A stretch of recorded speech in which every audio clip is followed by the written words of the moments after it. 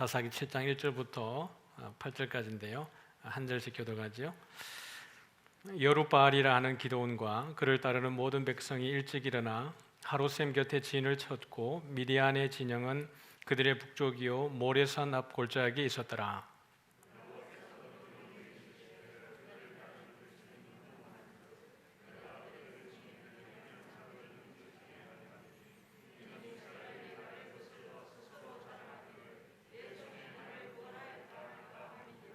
이제 너는 백성의 귀에 외쳐 이르기를 누구든지 두려워 떠는 자는 길라산을 떠나 돌아가라 하라 하시니 이에 돌아간 백성이 2만 2천 명이요 남은 자가 1만 명이었더라.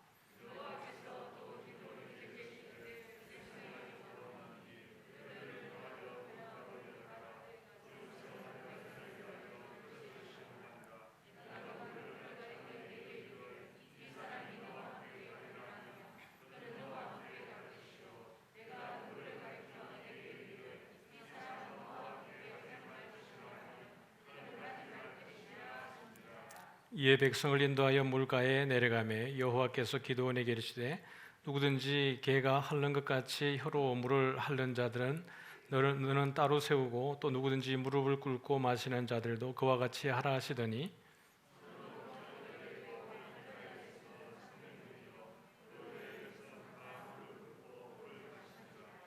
여호와께서 기드온에게 이르시되 내가 이 물을 핥아 먹은 300명으로 너희를 구원하며 미디안을 내 손에 넘겨주리니 남은 백성은 각각 자기의 처소로 돌아갈 것이니라 하시니 이에 백성이 양식과 나팔을 손에 든지라 기드온이 이스라엘 모든 백성을 각각 그의 장막으로 돌려보내고 그 300명은 머물게 하니라.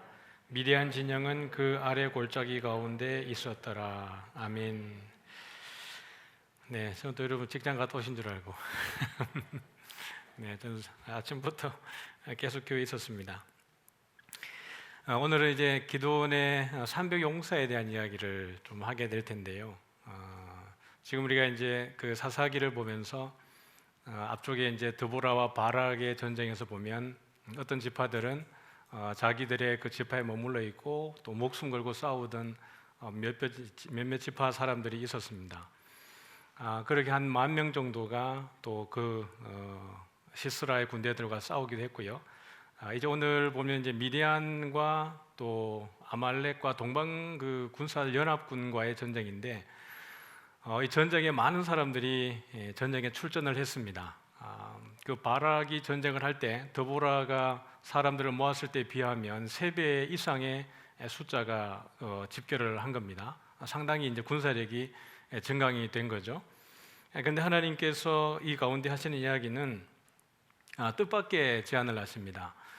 드보라의 전쟁에서는 그 1만 명으로 다 싸운 거거든요. 철병거 900대와 전쟁을 했습니다. 근데 오늘의 모습은 조금 하나님이 다르게 우리에게 접근을 하고 계시는데요. 2절을 보면 여호와께서 기드온에게 이르시되 너를 따르는 백성이 너무 많다라는 거예요. 3만 2천 명 정도 되니까 너무 많다. 그렇게 하면서 자칫 이 전쟁으로 3만 2천 명이 나가서 전쟁 이기고 나면 너희들이 생각할 때 야, 역시 우리의 힘은 대단하다. 여호와의 능력이 아니라 자신들의 전술과 단합된 힘으로 이겼다라고 또 교만해질까 봐 하나님은 그들을 그렇게 하지 않는 거예요. 그래서 스스로 자랑하기를 내 손이 나를 구원하였다 할까 함이라 이렇게 말씀을 하시는 겁니다. 그러면서 우리 3절을 한번 읽어볼까요? 시작. 이제 너는 백성의 귀에 외쳐 이르기를 누구든지 두려워 떠는 자는 길라산을 떠나 돌아가라 하라 하시니 이에 돌아간 백성이 2만 2천 명이요 남은 자가 1만 명이었더라. 많은 사람들이 모였습니다. 그런데 하나님이 제일 먼저 돌려보낸 사람들이 누구냐 그러면 어떤 자들이었죠? 누구든지 두려워 떠는 자는 떠나 돌아가라 이렇게 되어 있습니다. 근데 여기 보면 이제 길르앗산이라 그랬는데 성경학자들은 이것이 철자의 어떤 그 번역해가는 옮기는 가운데에 아마 이게 잘못됐을 것이다라고 대부분 추측을 합니다. 왜냐하면 지금 여기에 있는 산은 이 하루셈은 길보아 산 끝자락에 있는 그 셈입니다. 길르앗산은 요단 동편에 있는 산이거든요. 그러니까 이게 아마 철자상으로 보면 길보아와 길르앗의 어떤 철자의 조금 미묘한 차이 때문에 오는 그 사본상의 어떤 차이가 있을 수 있다라고 보는 겁니다. 그러나 어떻게 보면 여기 중요한 것은 산이라기보다는 두려워 떠는 자들은 돌아가라라는 겁니다.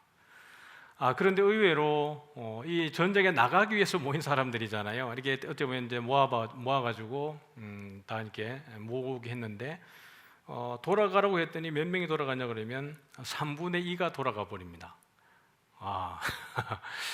예, 그러니까 하나님이 아셨던 거예요.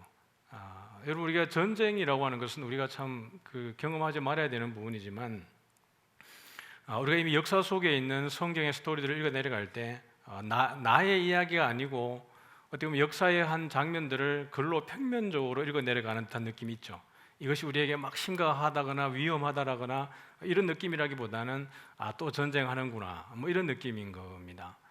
그러나 실질적으로 우리가 전쟁에 놓여 있다고 생각을 하면 사실 두려운 거예요.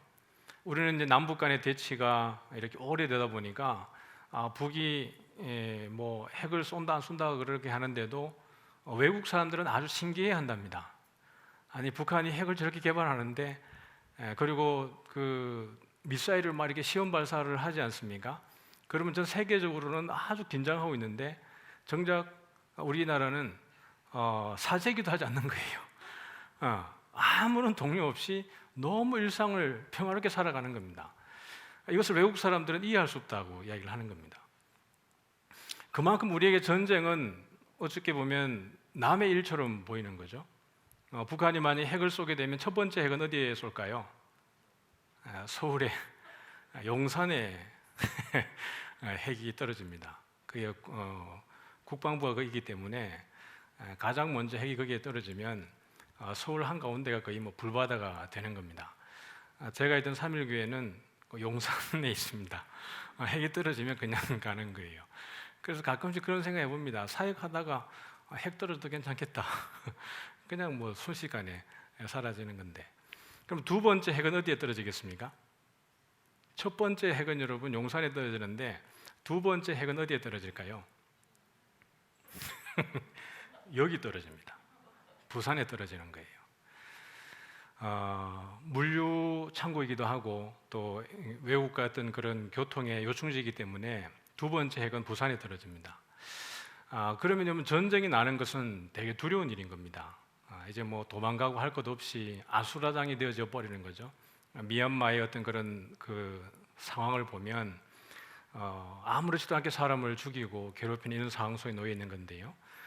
전쟁이라고 하는 것은 우리가 상상도 하지 말아야 되는 부분인 겁니다. 그래서 하나님께서 이 나라 가운데에 평화적으로 통일시켜 주기를 기대합니다. 그렇죠? 그리고 하나님이 반드시 그렇게 하실 겁니다. 그래서 우리의 기도가 힘이 있고요. 반드시 하나님이 우리로 하여금 저 북녘 땅에 빚을 갚게 하리라고 믿습니다.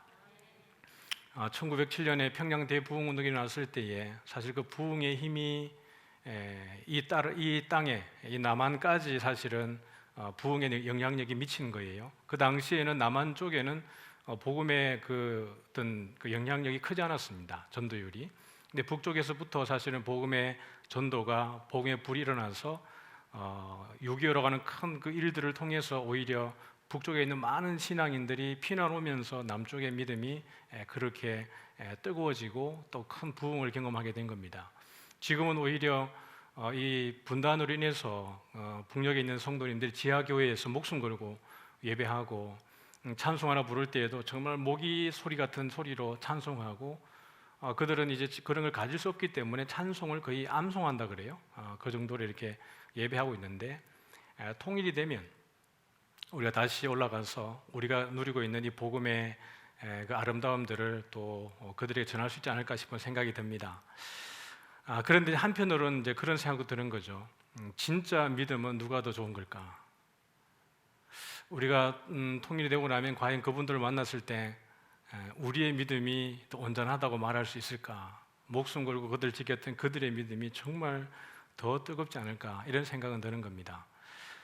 지금 어떻게 보면 그 신학생들이 요즘에는 많고 목사님들도 너무 많아가지고 목사님들이 그 사역을 못 하고요, 직장 생활하고 또 아르바이트하고 그렇게 하시는 목사님들도 상당히 많습니다. 물음이 있죠. 하나님 왜 이렇게 많은 목사를 배출하는 겁니까? 라고 퀘스천 마크를 던져보고 나면 통일이 되고 나면 목사님들이 하실 일들이 많겠다, 이런 생각이 듭니다. 우리는 예측할 수 없는 하나님의 일들 속에 놓여 있는 거예요. 여러분에게도 마찬가지입니다. 우리의 미래, 우리의 앞날, 그런 부분들에 대해서 우리가 다 알고 있다 그러면 두려움이라고는 하나도 없겠죠. 기드온에게 이 하나님이 기드온을 불렀을 때부터 모든 일들에 대해서 하나님이 파노라마처럼 꿈의 환상 가운데 다 보여주셨다 그러면, 그리고 그대로 이루어진다 그러면 기드온 가운데 두려움이 아무것도 없었을 겁니다. 그러나 주께서 기드온에게 큰 용사여라고 말하고 내가 이 이스라엘을 구원하게 하겠다라고 말씀하셨지만 구체적인 것을 하나도 보여준 것이 없는 겁니다. 그러면 이 걸음을 걸어가는 것은 기드온의 믿음밖에 없는 거예요. 오직 하나님의 살아계심과 하나님이 자기와 함께 하고 있는 것에 대해서 확실히 믿는 것이 기드온으로 하여금 그 길을 걸어가게 하는 겁니다. 우리도 우리의 삶 가운데에 기드온같이 하나님이 우리를 쓰시고자 할 때 또 쓰임받고 나의 미래가 아주 불명확하게 긴 터널 가운데 저 터널 끝에 무엇이 있는가 전혀 모르는 그런 길을 걸어가는 것 같지만, 그럼에도 불구하고 우리가 어떤 소망을 가지고 힘을 가질 수 있는 것은 하나님이 살아계시다라고 하는 것에 대한 믿음인 줄 믿습니다. 하나님이 살아계시면 반드시 나를 향하신 하나님의 뜻이 나에게서 이루어진다는 것을 믿으시길 바랍니다. 기드온에게 그것이 없다면 우리는 기드온이 이렇게 할 수 없을 걸 당연히 알고 있는 거죠. 이 나라 가운데 이루어지는 하나님의 우리를 향하신 그 계획하심, 우리는 전혀 알 수 없습니다. 그러나 하나님은 이 나라를 통해서 하나님의 일들을 또 땅끝까지, 북녘 땅이 아니라 땅끝까지도 하나님의 복음을 쓰기 위해서 우리나라를 사용하시는 줄 믿습니다. 전쟁 이후에 그렇도록 이 세상 가운데 정말 가난했던 나라가 이토록 빠르게 부강하고 선진국에 들어간 나라가 없다는 것 여러분 잘 아시지 않습니까? 그것은 하나님이 하신 일들입니다. 이것을 통해서 경제적으로만 세계 영향력을 미치는 게 아니라 복음 가운데에도 하나님이 우리를 쓰시기 위해서 그렇게 세우는 줄 믿습니다. 오늘 여기도 보면 이 2만 2천 명을 돌려보내고 10,000명이 남았는데요. 이 10,000명으로도 사실은 여러분 그 미디안과 아말렉과 동방 사람의 연합군을 대해서 싸우기에는 턱도 없이 부족한 거예요. 왜냐하면 이미 이들이 군사적으로 이스라엘을 완전히 제압하고 있었기 때문에요. 이스라엘의 군사력으로 하는 것은 이 10,000명이 아니라 32,000명으로도 이들 이길 수 없는 상황입니다. 그런데도 하나님이 이 22,000명을 돌려보내는 거예요. 두려워 떠는 자들. 두려워 떤다라고 하는 것은 사실은 여러 가지를 접근할 수 있겠죠. 이 22,000명 가운데 전부 다 믿음이 없었느냐라고 그러면 그것과는 조금 더 별개로 볼 수 있습니다. 그러나 결국에는 두려워 떤다라고 하는 것은 하나님의 일하심에 대한 확신이 아직은 없는 거예요. 바락을 통해서 드보라를 통해서 일하셨던 하나님에 대해서 귀로는 들었는데 아직까지 자기 삶에는 그것이 믿어지지 않는 겁니다. 우리가 주를 믿는다고 말하지만 우리 삶 가운데 여전히 두려워하는 이유는 무엇입니까? 정말 하나님이 살아계신 것이 맞을까? 이런 자꾸 퀘스천 마크가 우리한테 붙어있기 때문에 그렇습니다. 하나님은 확실히 살아계시다라고 하면 우리 안에 두려움이 없는 줄 믿습니다. 우리가 살아가는데 가장 중요한 것은 우리의 안경이 바뀌어지는 겁니다. 우리의 가치관, 세계관이 바뀌어지는 것이 정말 중요합니다. 예수 믿는데도 불구하고 지속적으로 세상적인 그 세계관을 가지고 있으면, 세속적인 세계관을 가지고 있으면 염려와 걱정은 우리를 떠나지 않는 거예요. 그러나 하나님이 내 안에 살아계시다라고 하는 그 믿음의 눈을 뜨고 믿음의 안경으로 통해서 바라보면 두려운 것이 아무것도 없습니다. 왜냐하면 내가 하는 그 모든 상황 속에 하나님이 나와 함께 하시기 때문에 두려움이 없는 거예요. 그러면 우리가 기다리는 것은 주님 오시는 날에 대한 소망입니다. 주님, 내가 충성스럽게 살다가, 오늘도 이렇게 충성스럽게 살다가 석가탄신일에 수요 예배 와서 예배 드리는 중에 주님 오시면 할렐루야 아닙니까? 맞죠? 우리가 열심히 여러분 일하는 가운데에, 일상의 삶 현장 가운데에서 정말 주님 바라보고 열심히 일하는 가운데 주님 오시면 할렐루야 아닙니까? 죄 짓다가 잘못하고 있다가 주님 아닌 다른 거 생각하고 있다가 응급기일에 주님 오시고 나면 와, 시급하겠는데요. 뭐 그래도 우리는 기쁠 겁니다, 맞죠? 왜냐하면 그래도 하나님 자녀니까. 그러나 정말 기쁜 것은 뭐냐 그러면 주의 일하는 중에 주님과 함께 교제하고 주님 예배하는 가운데 주님 오시는 것을 바라볼 때 큰 나팔 소리가 울릴 때에 그때에 내가 하나님을 위해서 사나 죽거나 오직 그분 한 분 바라보고 있을 때 주님의 나팔 소리 들리면 우와, 심장 터지지 않겠습니까? 근데 죄 짓다가 나팔 소리 들리면 회개하고 빨리고 회개하고 그래도 기쁠 겁니다, 맞죠? 기쁠 걸 믿으셔야 됩니다. 우리 이제 금요기도가 없지만 금요기도 하면 이제 집사람도 늦게 가고 교회 이제 기도하고 12시 넘어 집에 갑니다. 저도 이제 12시 넘어 집에 갑니다. 그럼 애들 둘이가 집에 남아 있다가 뭐 놀다 보면 집이 어지럽지 않습니까? 분명히 자기들 하다 보면 난장판으로 어지럽혀져 있습니다. 집에 가가지고 12시 다 넘어가가지고 12시 반 돼서 띡띡띡 누르면 자기들이 뭐 했는지도 모르고 쫓아나와가지고 됩니까? 달려 나오는 거예요. 자기들은 방을 어지럽히고 난장판을 만들어 놨음에도 불구하고 엄마가 야단칠 것을 잊어버리고 엄마가 오는 것 때문에 좋아하는 거예요. 아빠가 오는 것 때문에 좋아하는 겁니다. 우리가 하나님의 자녀이면 어떤 상황에서도 하나님을 기쁨으로 맞이할 줄 믿으시기 바랍니다. 그러나 더 좋은 것은 뭐예요? 주의 일하다가 주님의 영광을 위해서 살아가다가 그 나팔 소리 들을 때에 참 기쁨이 있는 줄 믿습니다. 두려워 떨지 마시기 바랍니다. 정말 주님을 위해서 일하시고 내가 주를 위해서 이 삶을 살아간다는 것이 복인 줄 믿으시길 바랍니다.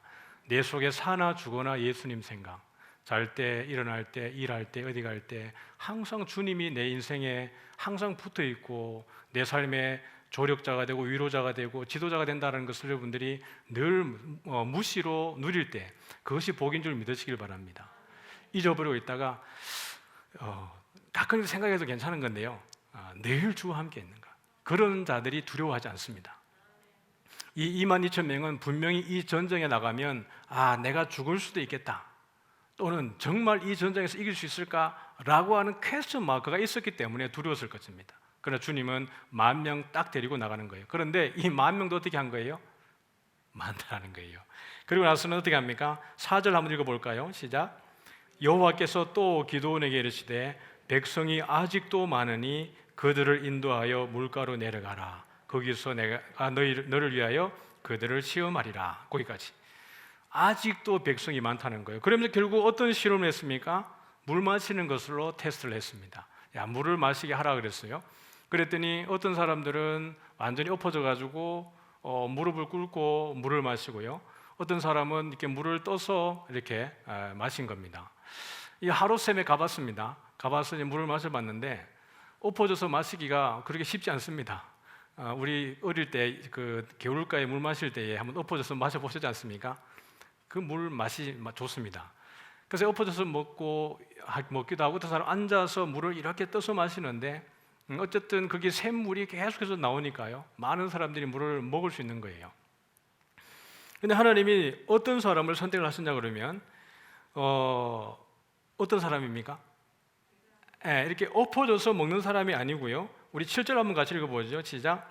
여호와께서 기드온에게 이르시되 내가 이 물을 핥아 먹은 300명으로 너희를 구원하며 미디안을 내 손에 넘겨주리니 남은 백성은 각각 자기의 처소로 돌아갈 것이니라 하시니. 여러 가지 이 부분에 대해서는 의견이 많습니다. 예를 들면 엎어져서 먹는 사람은 경계심이 부족하다. 마음 폭력이 지금 전쟁 상황인데 엎어져서 먹고 있다가는 적군이 언제 쳐들어올지 모르는데 그러다 죽는다. 그러나 이게 앉아서 물을 떠서 먹는 사람은 경계심이 좋고 이렇게 기동력이 좋은 사람들이기 때문에 전쟁에 능할 수 있다. 이런 판단으로 해석을 하기도 합니다. 그럴 수 있습니다. 그러나 여기에 초점은 뭐예요?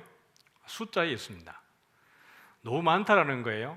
이 32,000명이 많아가지고 하나님이 두려워 떠는 자를 보내고 난 다음에 10,000명이 있었는데 이것도 많다라는 거예요. 그러면서 하나님은 적은 숫자에 있는 300명을 선택을 하신 겁니다. 물론 이제 그 해석한 것처럼 이렇게 물 떠먹는 것이 전쟁에 더욱더 효율적이라고 할 수 있지만 그것이 뭔 의미가 있겠습니까? 32,000명에서 300명이면 여러분 1%도 안 됩니다. 하나님이 남기신 사람이 1%도 안 되는 사람을 남긴 거예요. 0.01%를 남겨두고는 이 사람들로 전쟁하겠다라는 겁니다. 그러면 이 전쟁은 여러분 가능한 전쟁입니까? 아니면 불가능한 전쟁입니까? 불가능을 만들어 버리는 겁니다. 하나님이 이 전쟁 가운데에 이길 수 있는 확률을, 사람으로서는 이길 수 있는 확률을 제로 포인트로 만들어 놓은 겁니다. 그러니까 이게 뭐 사람들이 이 300명이 물을 떠서 마신들 이 전쟁에 나가가지고 어떻게 이기겠습니까? 민첩한 용사 300명이라 할지라도 미디안과 아말렉과 동방사라 연합군을 어떤 수로 이기겠습니까? 전술에 능한 자가 필요한 게 아니고 지금은 적은 숫자를 하나님이 선택을 하시는 겁니다. 이 전쟁은 어떻게 보면 죽었다라고 봐야 되겠죠. 그러고 난 이후에 아마 기도원 마음속에 여러분 두려움이 없었겠습니까? 누구보다 하나님이 이 마음을 잘 알고 있습니다. 근데 하나님이 기도원의 마음을 위로하시는 거예요. 그리고 확신을 다른 방식으로 주시는 겁니다. 우리 9절 한번 읽어볼까요? 시작. 그 밤에 여호와께서 기도원에게 이르시되 일어나 진영으로 내려가라. 내가 그것을 내 손에 넘겨주었느니라. 만일 내가 내려가기를 두려워하거든 내 부하 부라를 함께 그 진영으로 내려가서 적군의 진영으로 밤에 틈타고 이제 한번 정탐을 하게 합니다. 그러고 나서 하나님이 그 기도원에게 하나의 사인을, 메시지를 주신 거예요. 11절입니다. 같이 시작. 그들이 하는 말을 들으라. 그 후에 내 손이 강해져서 그 진영으로 내려가리라 하시니 기도원이 이에 그의 부하 부라와 함께 군대가 있는 진영 근처로 내려간즉. 그렇게 해서 내려갔는데 여러분 12절에 뭐라 그랬어요? 미디안과 아말렉과 동방의 모든 사람들이 골짜기에 누웠는데 곧 읽어볼까요? 시작. 메뚜기의 많은 수와 같고 그들의 낙타의 수가 많아 해변의 모래가 많은 같은지라. 지금 몇 명 남았다고요? 300명 남았다고요. 여러분 이 다윗 300명이 있다 한들 이기겠습니까? 불가능한 상황입니다. 이길 수 있는 확률 제로. 그런데 하나님은 지금 기도원을 보내가지고는 그 현장에 가면 내가 이길 수 있는 것을 듣게 될 거야. 그리고 너는 올라와서 이 전쟁에 나가자고 말하게 될 거야 라고 말씀을 하시면서 기도원을 적군으로 이렇게 정탐을 보낸 겁니다. 그랬는데 갔는데 거기 보니까 그 보초를 쓰는 두 이제 군인이 있었습니다. 서로 주고받는 대화를 기도원이 들은 거예요. 우리 13절 같이 한번 읽어보겠습니다. 시작. 기도원이 그곳에 이른즉 어떤 사람이 그의 친구에게 꿈을 말하여 이르기를 보라 내가 한 꿈을 꾸었는데 꿈에 보리떡 한 덩어리가 미디안 진영으로 굴러들어와 한 장막에 이르러 그것을 쳐서 무너뜨려 위쪽으로 엎으니 그 장막이 쓰러지더라. 희한한 꿈을 꾼 거예요. 이 한 보초가 꿈을 꿨는데 꿈에 보리떡 한 덩어리가 나타났는데 미디안 진영으로 굴러 들어와서 한 장막에 이래가지고 장막을 다 엎었다는 겁니다. 그런데 더 재밌는 것은 해몽입니다. 해몽. 꿈보다 해몽이라 그랬죠. 우리 14절입니다. 시작. 그의 친구가 대답하여 이르되 이는 다른 것이 아니라 이스라엘 사람 요아스의 아들 기드온의 칼이라. 하나님이 미디안과 그 모든 진영을 그의 손에 넘겨주셨느니라 하더라. 이 해몽을 들은 겁니다. 분명히 꿈도 희한한데 이 해몽을 통해서 하나님은 기드온에게 이 말을 듣게 하신 거예요. 여러분 그럼 이 꿈과 해몽을 누가 주신 것이겠어요? 하나님이 주신 겁니다. 이 보초가 보리떡 한 덩어리, 보리떡이라 그러면 이 당시에 그냥 가난한 사람들이 먹는 양식입니다. 근데 그게 많은 것도 아니고 한 덩어리예요. 이건 누굴 가리키겠어요? 기드온을 가리키는 겁니다. 그 므낫세 가운데에 가장 작은 그 가문, 그리고 가문 가운데에 가장 미약한 기드온, 무서워가지고 밀투수를 할 때 포도즙 틀에서 했던 이 기드온을 보여주고 있는 거예요. 근데 이 부분을 또 다른 병사가 해몽을 해준 겁니다. 이것은 다른 것이 아니라 이스라엘 사람 요아스의 아들 기드온의 칼이라고 아주 구체적으로 이야기를 하는 거예요. 그랬더니 15절에 보니까 기드온이 어떻게 합니까? 시작. 기드온이 그 꿈과 해몽하는 말을 듣고 경배하며 이스라엘 진영으로 돌아와 이르되 일어나라. 여호와께서 미디안과 그 모든 진영을 너희 손에 넘겨주셨느니라 하고 일어나라. 이제는 싸울 때가 되었다. 지금까지만 기드온 입장에서는 하나님이 살아계신 걸 이미 봤잖아요. 그 천사가 나타났을 때에 그 고기를 준비하고 무교병을 준비하고 국물을 부었더니 그 바위에서 불이 나와서 그것을 다 삼켜 먹어버렸습니다.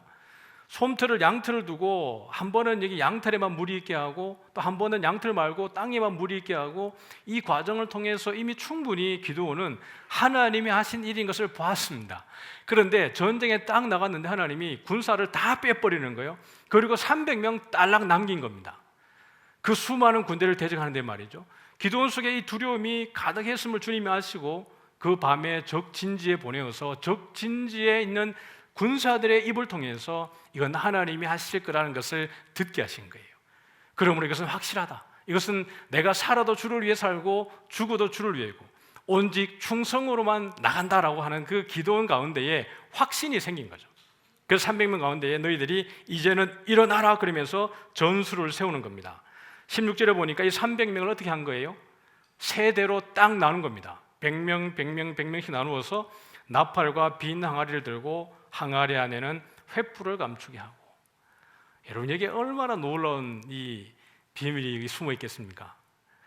야, 전략도 대단하지만 여러분, 이 가운데에 있는 이 메시지는 과히 하나님만이 하실 수 있는 일입니다.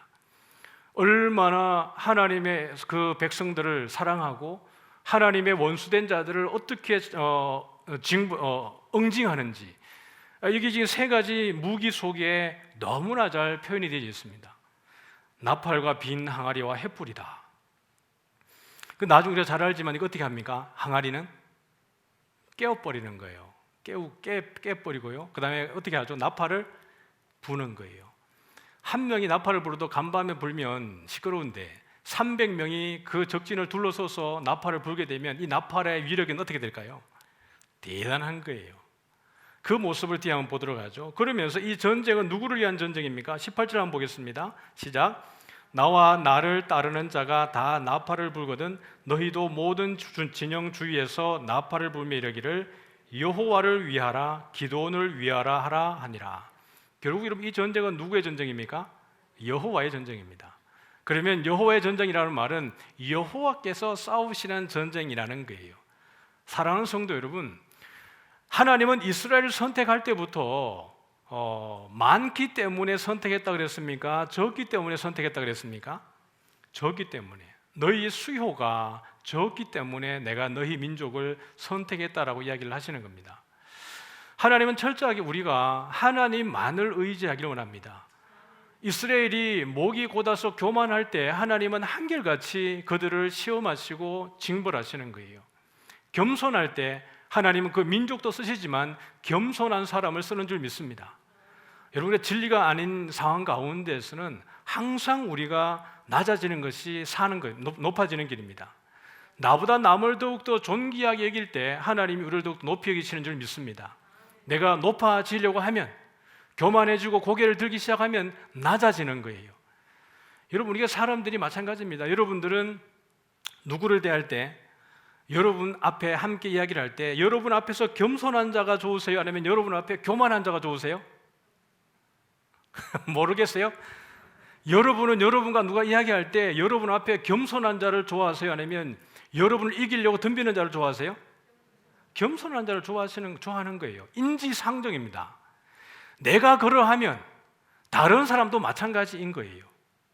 항상 내가 다른 사람을 존귀하게 여겨줄 때 인격적으로든지 성품적으로든지 어떤 상황 가운데에도 정말 무례하지 않고 그리스도의 마음으로, 사랑의 마음으로 겸손하게 낮아질 때 우리가 존귀하게 되는 줄 믿습니다.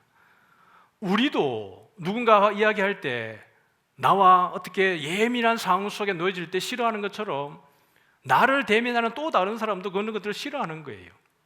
항상 낮아지기를, 겸손하기를 애쓰는 저와 여러분 되기를 소원합니다. 낮아지면 주님이 높이시는 거예요. 주님이 존귀하게 쓰시는 겁니다. 여기도 보면 이 300명이 뭘 할 수 있었겠습니까? 그저 하나님이 하라고 하면 하고 하지 말라면 하지 않아야 되는 수밖에 없는 거예요. 오직 하나님의 그 음성에만 귀를 기울일 수밖에 없는 존재입니다. 그러지 않았다가는 이 300명이 졸지에 그냥 다 죽고 말겠죠. 그렇게 했는데 이 밤에 이제 나아가게 된 겁니다. 자, 그러면서 22절 한번 가보겠습니다. 자, 21절부터 한번 볼게요. 시작. 각기 제자리에 서서 그 진영을 에워싸매 그 온 진영의 군사들이 뛰고 부르짖으며 도망하였는데 300명이 나팔을 불 때에 여호와께서 그 온 진영에서 친구끼리 칼로 치게 하심으로 적군이 도망하여 스레라의 벳시다에 이르고 또 답바스에 가까운 아벨 모홀라의 경계에 이르렀으며. 여기 지금 19절에 가보니까 이미 어떤 일이 일어났냐 그러면 그들이 나팔을 불며 손에 가졌던 무엇을 깼습니까? 항아리를 깬 거예요. 적진지를 둘러서 가지고 이들이 한 것이라고는 활을 쏘고 창을 던진 게 없고요, 또 이들의 손에 여러분 무기를 든 것이 아닙니다. 그렇죠? 지금 이 300명이 나갈 때에 지금 이 손에 든 거라고는 칼을 들고 나간 게 아니고요, 아주 우습게도 이 거대한 연합군과 전쟁하고 있는데 이 전쟁에 합당하지 않은 것을 들고 나가는 거예요. 나팔과 항아리와 횃불입니다. 그런데 이 나팔을 300명이 불고 항아리를 300명이 깼을 때 여기에서 일어나는 놀라운 현상이, 여러분, 놀랍게도 하나님이 이스라엘 백성들 가운데에 현현하시고 하나님이 온 세상을 심판하실 때 나타나시는 모습과 너무 닮아 있습니다. 이 모습을 한번 우리가 출애굽기 13, 19장에 한번 볼까요? 앞에 한번 읽어보죠.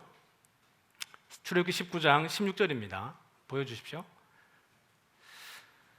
같이 읽죠. 시작. 셋째 날 아침에 우레와 번개와 빽빽한 구름이 산 위에 있고 나팔 소리가 매우 크게 들리니 진중에 있는 모든 백성이 다 떨더라. 여러분, 여기 보니까 우레와 번개, 그 다음에 나팔 소리가 매우 크다. 여러분, 지금 이 누가 나타났을 때의 현상입니까? 하나님의 현현이 있을 때, 하나님이 등장하실 때에 되어지는 표현입니다. 우레와 번개와 나팔 소리예요. 지금 이 300명이 깬 이 항아리, 이게 어떻게 합니까? 우레와 번개 같은 소리 아니겠습니까? 그리고 이 나팔 소리가 얼마나 컸든지 이들이 볼 때는, 이 미디안과 연합군들이 볼 때는 이것 때문에 두려워 떠는 겁니다. 공포에 휩싸이기 시작한 거예요. 그래서 자기들끼리 찌르고 무찌르고 싸우고 난리가 난 겁니다. 여기 이것만 있는 게 아니라요, 우리 계시록에 가보겠습니다. 계시록 8장 5절입니다. 시작. 천사가 향로를 가지고 제단에 불을 담아다가 땅에 쏟음에 우레와 음성과 번개와 지진이 나더라. 여러분, 이 현상이 7인을 다 떼고 난 이후에 일어나는 현상입니다.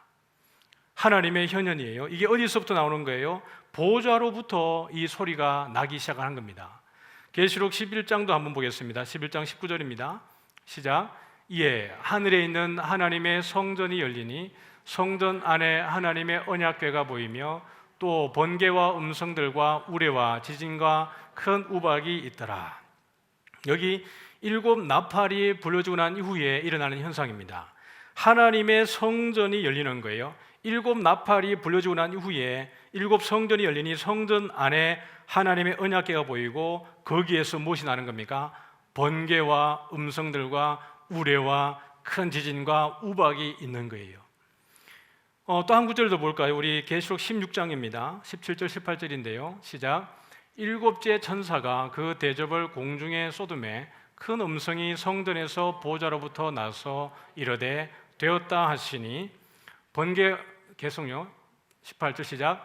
번개와 음성들과 우레 소리가 있고 또 큰 지진이 있어 얼마나 큰지 사람이 땅에 있어 온 이래로 이같이 큰 지진이 없었더라.